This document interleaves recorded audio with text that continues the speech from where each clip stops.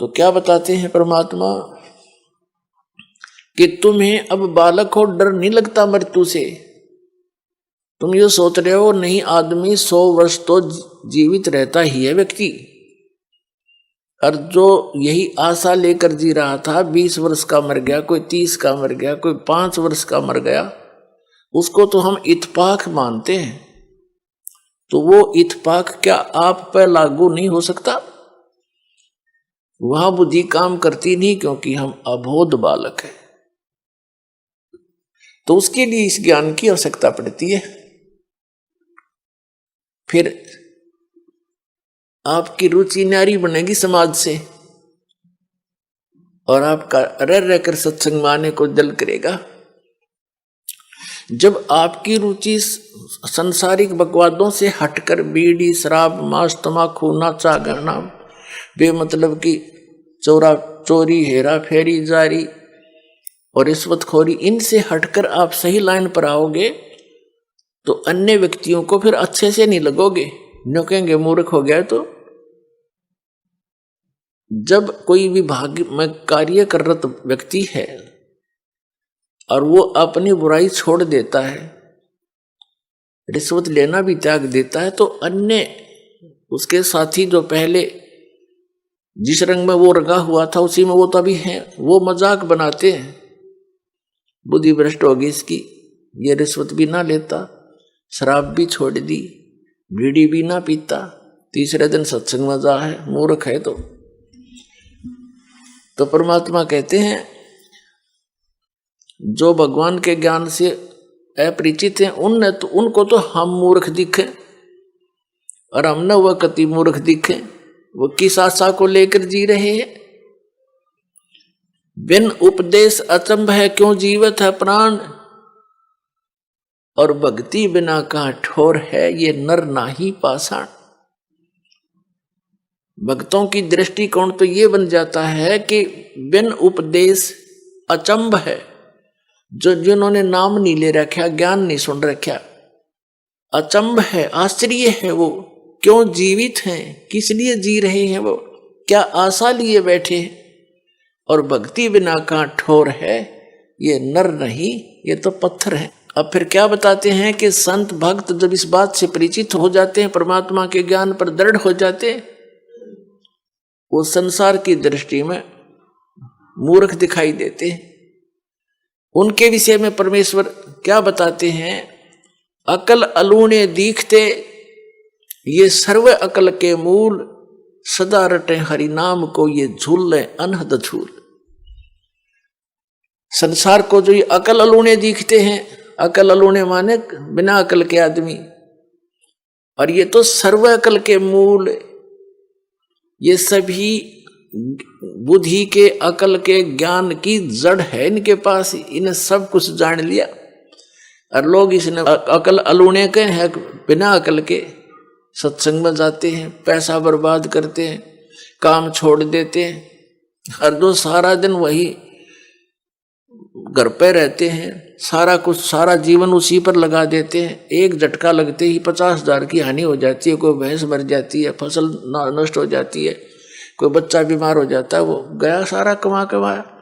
और हम परमात्मा की शरण में आएंगे, ये घटनाएं बचेंगी हमारी, तो हमें तो लाभ हो यार, परमात्मा मिलेगा वो अलग से लाभ हमारे को। तो कहने का भाव ये है कि वो वहां पर रहते हैं और तो भी हानि हो जाती है, और परमात्मा की शरण में जो आते हैं, सच्चे दिल से चलते हैं, उनके वारे न्यारे होया करें। जब भक्ताएं कहानी होगी फिर भक्ति कौन करेगा? जरूरत नहीं फिर भक्ति की, आगे खड़ा पाओगा परमात्मा। बहुत से ऐसे प्रमाण हैं, लेकिन हम उनको थोड़ा सा अवॉइड ही कर लेते हैं कि ऐसा तो वैसे भी हो गया होगा, ऐसा हो गया होगा। एक भक्त बता रहा था जी, मैं उधर से तो सत्संग का समय आ गया और खेत में सिंचाई भी करनी अनिवार्य थी, तो मैंने सोचा चल देखी जागी, बच्चों को कहा अभी देख लियो, टाइम मिला तो तुम अपना काम संभाल लेना। मैं यहां आ गया, सत्संग में आ गया, और जिस दिन मैं सत्संग में आया उसी दिन नहर से पानी लगाना था, वह नहर बंद होगी किसी कारण से कि तब ब्रीच होगी उसमें, जिस कारण से वह बंद होगी, कुछ भी कारण बना। तो चिंता तो सता रही थी कि पानी वार गया, उसका जमीन फसल खराब होगी। कोई बात नहीं, परमात्मा और देगा कि तय कहे, क्योंकि ज्ञान यहाँ आने से बहुत सांत्वना मिलती है इस आत्मा को जो सदा भटकती रहती है। सत्संग सुनकर 2-3 दिन वो गया, फिर वापस पता चला कि उस दिन नहर नहीं आई, पानी ही नहीं था। और 4 दिन के बाद फिर आ गई और उसी के वार में आ गई, वो फिर पड़ गया 4 दिन के बाद। तो ये चाहे इत्तेफाक हो, पर उसका दृढ़ पक्का विश्वास हो गया कि सचमुच भगवान जो चाहे सो कर दे।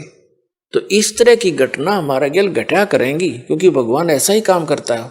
अपने जन के लिए कहते सोच सिद्धर मैं करूं अपने जन के काज, एक मेरे ऊपर विश्वास तो करके देखो। एक प्रमाण है कि एक संत परमात्मा कबीर जी का भक्त था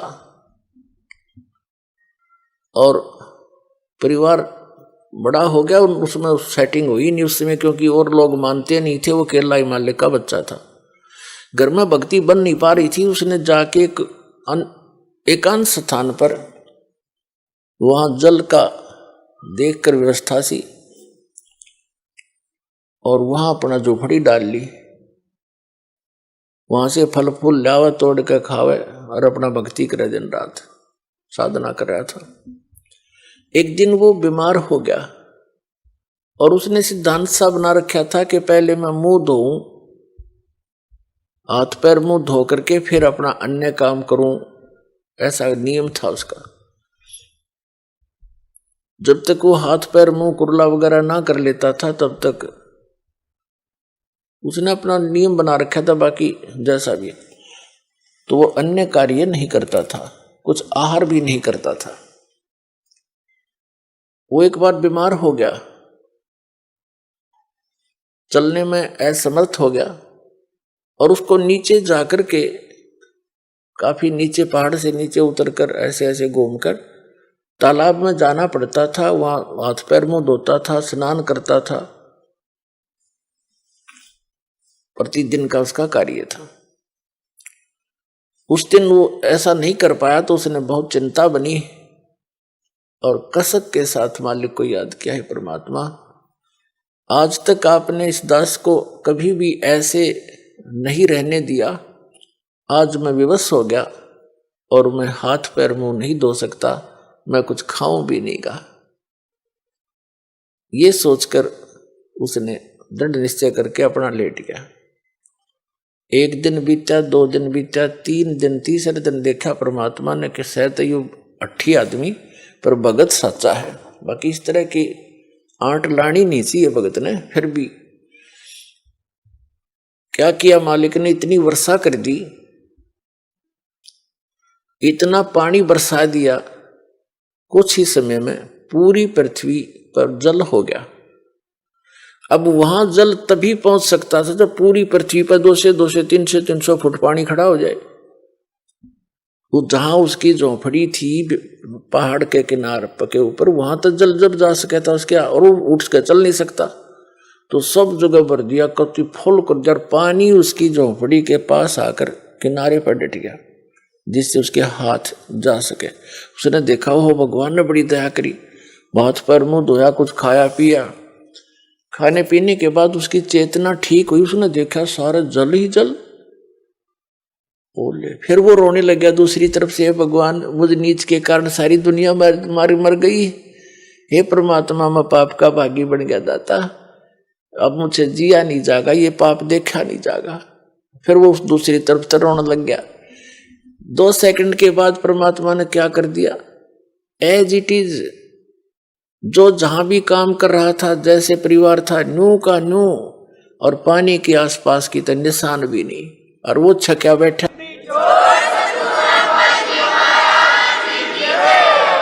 किसी को आभास भी नहीं होने दिया और उसका पेट भर दिया। तब आकाशवाणी करी के भक्त, दारी मेरे संत की मोह से मिले ना अंश, और भला बुरा बाचे नहीं।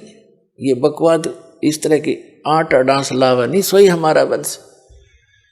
अब उसके माध्यम से अन्य को भी शिक्षा दी परमात्मा ने कि ठीक है, जो मेरा भक्त धारणा कर लेगा उसके लिए मैं कुछ भी कर सकता हूं, पर थोड़ा बहुत सोच समझ कर डिसीजन लेना चाहिए तुम्हें।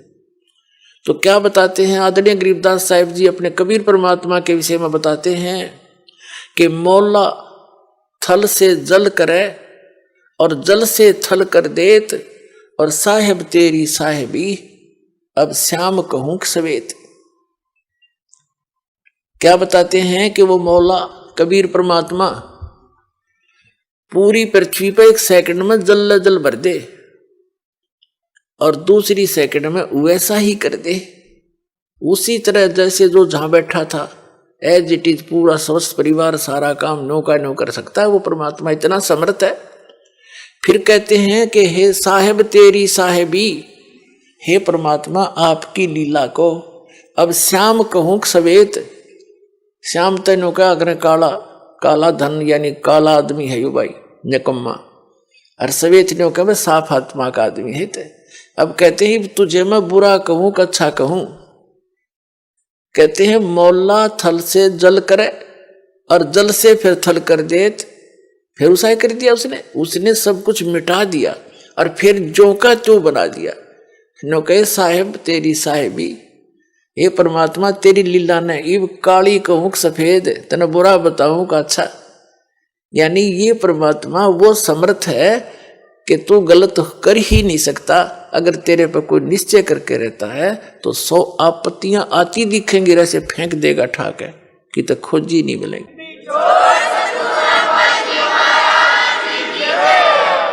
तो परमात्मा याद दिलाते हैं कि अकल अलूने दिखते,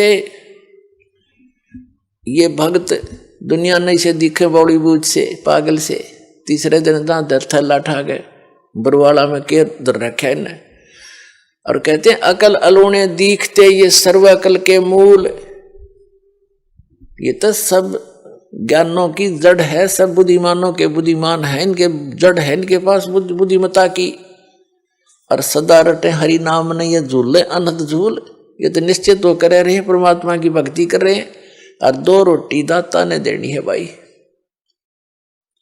प्रथम तो हम भूल चुके हैं कि जो किस्मत में वही मिलेगा।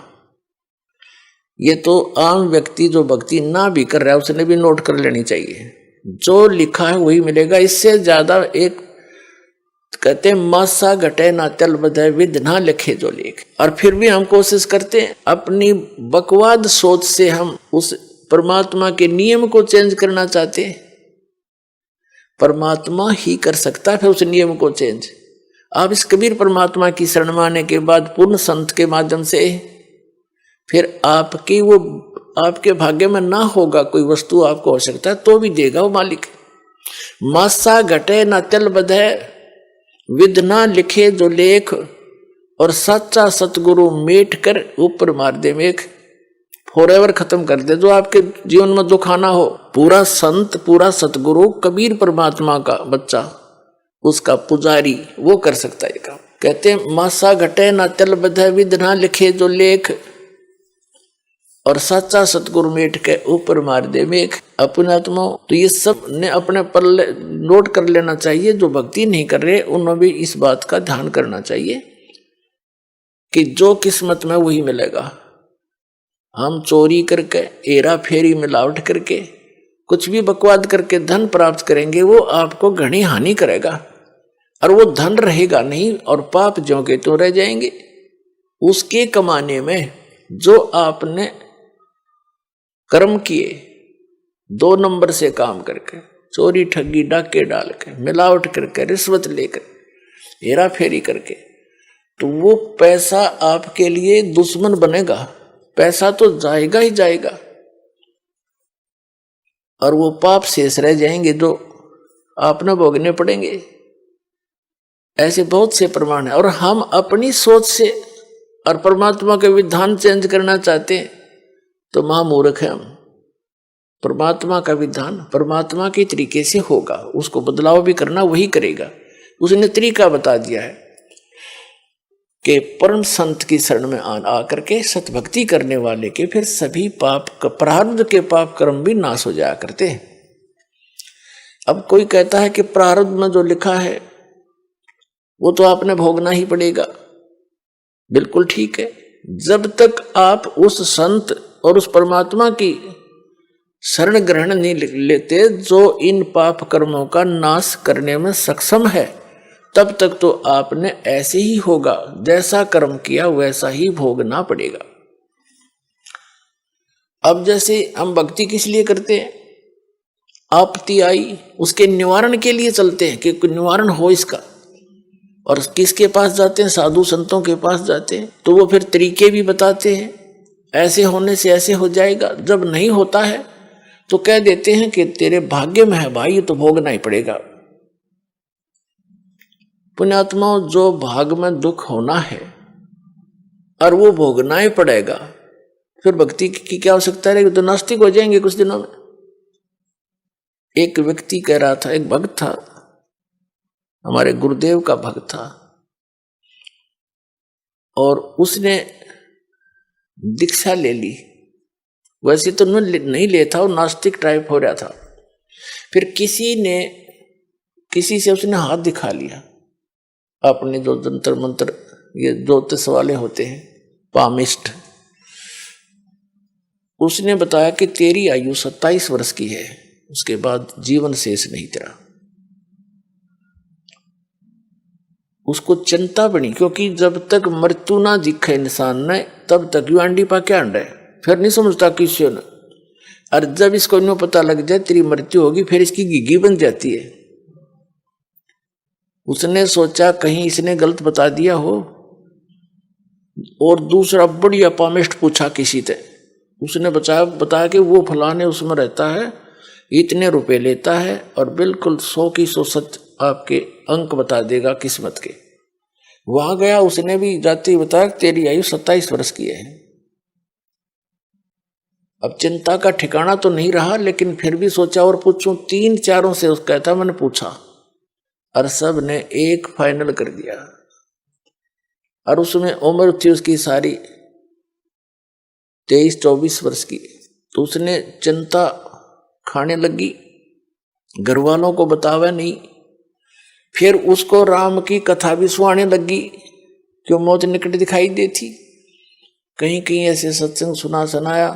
एक दिन दया होगी, परम संत की शरण में उसको मिल गई। अब वो भक्ति में दृढ़ होकर लाग गया। घर वाले कहें तेरा बीमारी क्या है, वो कहे मैं ठीक हूं, कोई दिक्कत नहीं है।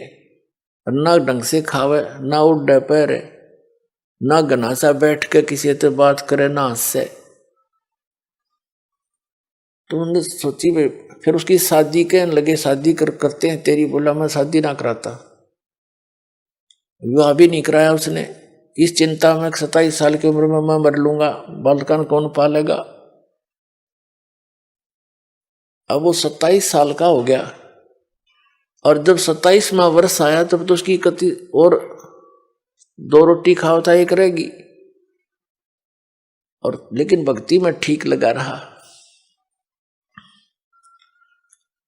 अब जब देखा उसने 27वां वर्ष पूरा हो गया, यानी दिसंबर का 31 तारीख आई, तब उसने सोची भाई चलो, उसकी अपनी जो डेट ऑफ बर्थ थी उसके हिसाब से जो डेट था उसने फिक्स करके उसने सोचा 1-2 दिन आगे पाछा हो जाया करे, बात तो लो लग रही है, तो आ लिया टाइम। 1 दिन गया, 2 दिन गया, 3 दिन गया, चौथा दिन भी इंतजार करी, 5 दिन हो गए, 10 दिन हो गए, 15 दिन हो गए।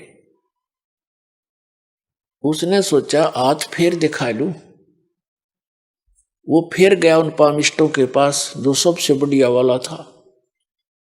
उसने नो ना बताई कि आपने पहले नो बता रखी थी, कभी फिर वाई बता दे। उसने जाकर देखा, जी मेरी कितनी उम्र है। उसने बताया भाई तेरी उम्र तो 70 साल की है। मेरी उम्र 70 साल की। उसके बाद चीना कहते इसने तो का मार दिया, इसने पता था कि तो मरण हो रहा है।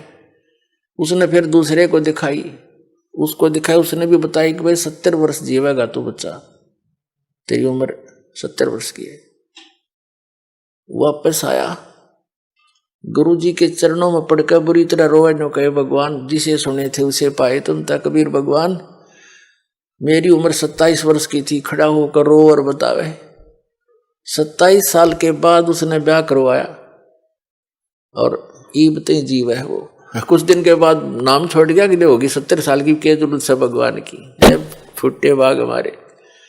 तो पुण्यात्माओं, परमात्मा कहते हैं दुख में सुमन सब करें, सुख में करे ना कोई, और जय सुख में सुमन करे दुख काहे को होए। अब सुख हो गया तो वो भगवान छोड़ गया।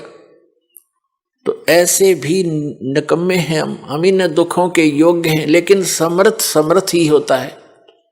उसने अपनी समर्थता दिखा दी जो वेद बताते हैं।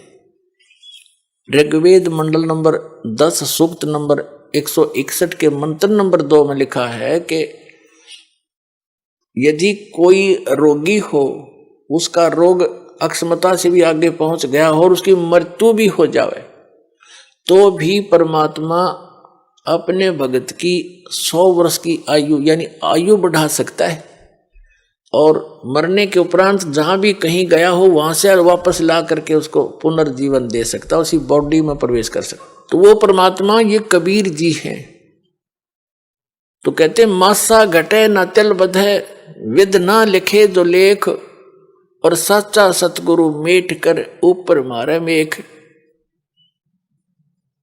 अब मेख मार दी उसकी, परमात्मा ने बढ़ाकर उसकी खत्म कर दिया कि नहीं मरेगा। और ये है समर्थ की शक्ति। लेकिन हम सत्संग के अभाव से फिर विचलित हो जाते हैं। उसने अपना फिर जीवन नाश कर लिया मूर्ख ने। वो फिर हमारे गांव में ब्याह गया था, 27 साल का हो रहा था, और हमने उसका खूब याद है ये बातें। तो पुण्यात्माओं, आपका सौभाग्य